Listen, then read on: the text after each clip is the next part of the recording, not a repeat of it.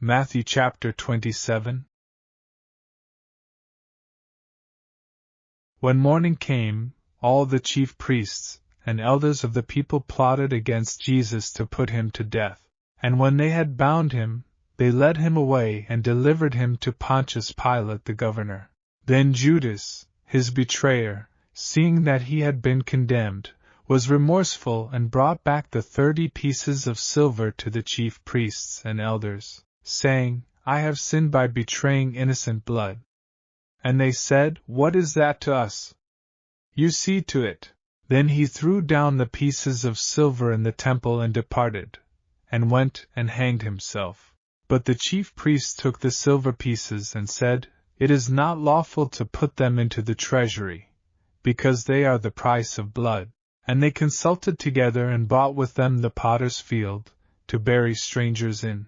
Therefore that field has been called the field of blood to this day. Then was fulfilled what was spoken by Jeremiah the prophet, saying, And they took the 30 pieces of silver, the value of him who was priced, whom they of the children of Israel priced, and gave them for the potter's field, as the Lord directed me. Now Jesus stood before the governor. And the governor asked him, saying, Are you the king of the Jews? So Jesus said to him, It is as you say. And while he was being accused by the chief priests and elders, he answered nothing. Then Pilate said to him, Do you not hear how many things they testify against you? But he answered him not one word, so that the governor marveled greatly. Now at the feast the governor was accustomed to releasing to the multitude one prisoner whom they wished. And at that time they had a notorious prisoner called Barabbas. Therefore, when they had gathered together, Pilate said to them, Whom do you want me to release to you? Barabbas, or Jesus who is called Christ?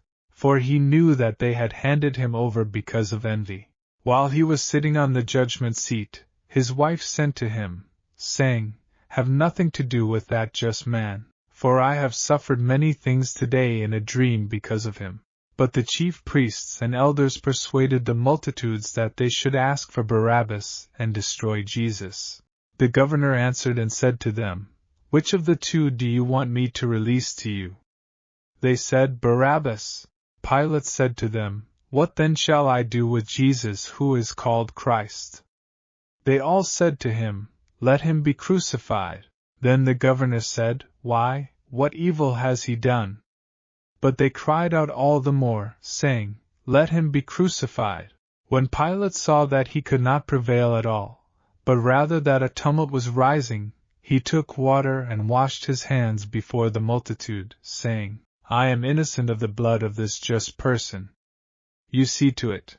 And all the people answered and said, His blood be on us and on our children. Then he released Barabbas to them. And when he had scourged Jesus, he delivered him to be crucified. Then the soldiers of the governor took Jesus into the praetorium and gathered the whole garrison around him. And they stripped him and put a scarlet robe on him. When they had twisted a crown of thorns, they put it on his head, and a reed in his right hand. And they bowed the knee before him and mocked him, saying, Hail, King of the Jews!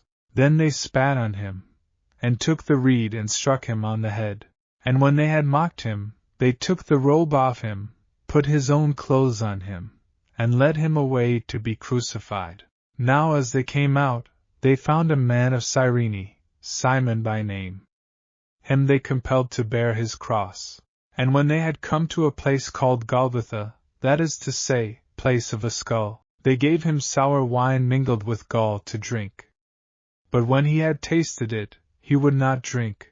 Then they crucified him, and divided his garments, casting lots, that it might be fulfilled which was spoken by the prophet, They divided my garments among them, and for my clothing they cast lots.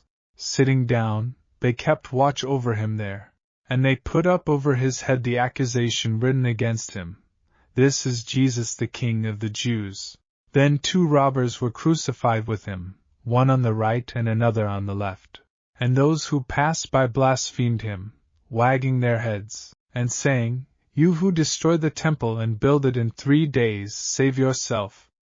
"If you are the Son of God, come down from the cross." Likewise the chief priests also, mocking with the scribes and elders, said, "He saved others, himself he cannot save. If he is the King of Israel, let him now come down from the cross, and we will believe him. He trusted in God. Let him deliver him now if he will have him.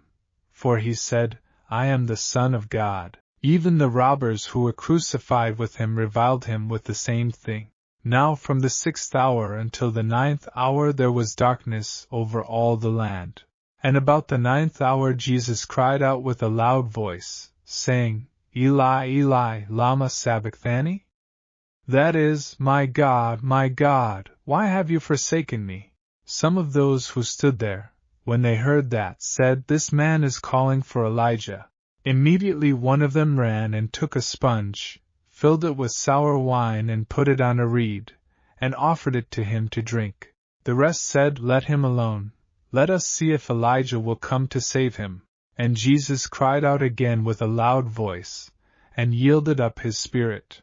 Then, behold, the veil of the temple was torn in two from top to bottom, and the earth quaked, and the rocks were split, and the graves were opened, and many bodies of the saints who had fallen asleep were raised. And coming out of the graves after his resurrection, they went into the holy city and appeared to many. So when the centurion and those with him, who were guarding Jesus, saw the earthquake and the things that had happened, they feared greatly, saying, Truly this was the Son of God.